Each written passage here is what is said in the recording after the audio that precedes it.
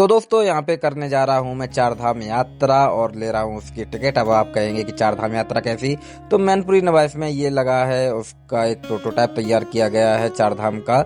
अब चार धाम कौन कौन से हैं आप कमेंट करके जरूर बताना। वैसे दोस्तों मुझको तो ये बिल्कुल ठीक नहीं लगा कि भगवान के नाम पे बिजनेस किया जा रहा है, लेकिन इस बारे में ज्यादा बात न करते हुए हम सबसे पहले पहुंच जाते हैं अपने जूते उतारने, क्योंकि धार्मिक स्थल है, वहां तो जूते पहन के नहीं जा सकते। और जूते भी इस टेक्निक के साथ उतारते हैं कि दोनों जोड़ी जूते एक साथ ना रखे जाए, वरना चोरी होने का थोड़ा खतरा बना ही रहता है, क्योंकि चोर तो हर तरफ है। और इसी बीच आ जाते हैं हमारे फैन फॉलोअर, तो उनके साथ थोड़ी हम खिंचाते हैं फोटो, और फोटो खिंचाने के बाद हम चल देते हैं यात्रा करने के लिए।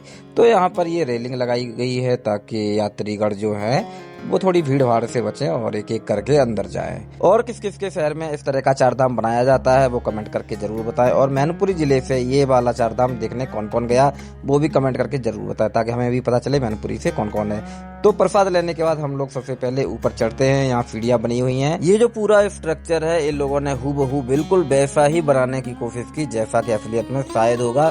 मैंने तो अभी तक देखा नहीं है, लेकिन शायद कभी मौका मिला तो जाऊंगा जरूर। यहाँ पर बहुत सारे भगवान देवी देवताओं के साथ साथ इन लोगों ने प्रकृति को भी दर्शाया है, जैसे हिरन हुए, ये ऊपर फौजी खड़े हुए हैं, ठीक है, ये महादेव जी हैं, राम सीता लक्ष्मण हैं यहाँ पर। और यहाँ पर ये देखिए फौजी हैं जो कि रक्षा कर रहे हैं। और यहाँ पर ये गुफा में हम लोग एंटर करते हैं जो कि काफी कंजस्टेड थी, ये देख ही सकते हैं कितनी कंजस्टेड बनाई हुई है।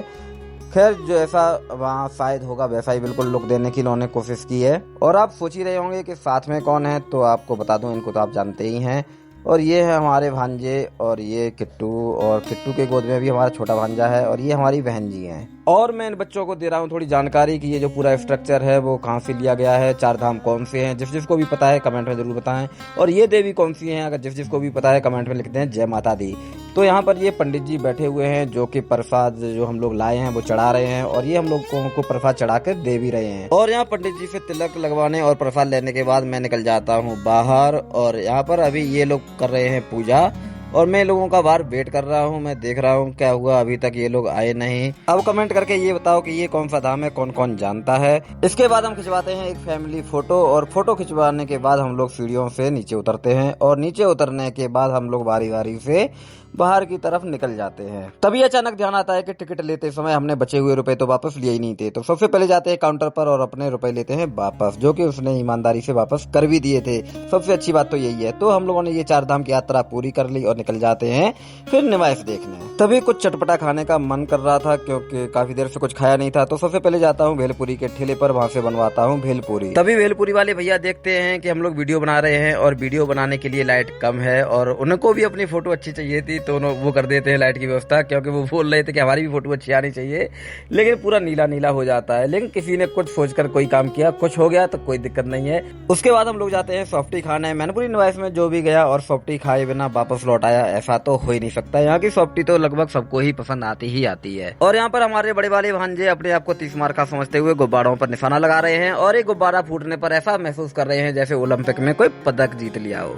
लेकिन मेरा पूरा ध्यान था भेलपुरी पर। ये लोग देखने आए थे नुमाइश और मैं खाने आया था भेलपुरी, और मैं अपना काम बहुत ईमानदारी से कर रहा हूँ। फिर सोचा चलो छोटे वाले भांजे को झूला झुला देते हैं, लेकिन जैसे झूले में बिठा देते हैं तुरंत रोना स्टार्ट कर देता है। फिर हमको इसको मजबूरी में उठाना पड़ता है, और हमारे पूरे टिकट के पैसे बर्बाद।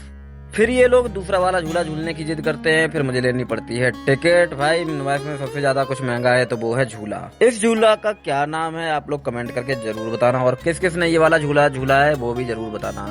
और ये भाई साहब बिना टिकट के अंदर जाने की कोशिश कर रहे हैं। अपना वाला झूला तो झूले नहीं, ये वाला झूला झूलेंगे, वाह गजब है। तो ये लोग बैठ जाते हैं झूले में। एक में बैठते हैं नव्या और किट्टू, और दूसरे में बैठ जाते हैं अर्चना और यदु। और फिर हमें यहाँ पर और भी फॉलोअर मिल जाते हैं जो कि हमें एक प्लेटफॉर्म पर फॉलो किए हुए होते हैं, तो वो दूसरे प्लेटफॉर्म पर भी हमारी आईडी पूछकर हमको फॉलो करते हैं। फिर छोटे वाले भांजे को ये वाला झूला झुलाया जाता है, जिसके लिए हमें नव्या की भी टिकट लेनी पड़ती है। लेकिन इनका तो बस एक ही काम है, रोना रोना। हर कोई भी भाई साहब इन्होंने झूला नहीं झूला, बस रोए हैं। बच्चों और बड़ों को झूला झुलाने के बाद हम लोग आ जाते हैं बाहर, जहाँ करते हैं थोड़ी बहुत शॉपिंग, देखते हैं घरेलू सामान, इनको क्या क्या जरूरत है। मेले में थोड़ी बहुत तो शॉपिंग करनी ही होती है, वरना लगता कहाँ है कि हमने भी मेला किया है। तो फाइनली पूरी नोएस घूमने के बाद हम लोग जाते हैं ढाबे पर खाना खाने, क्योंकि इतना थकारने के बाद खाना बनाने की तो हिम्मत किसी की होगी नहीं। तो दोस्तों हमारा ये ब्लॉग कैसा लगा, अगर अच्छा लगा हो तो हमारे चैनल को सब्सक्राइब जरूर कर देना। Thank you.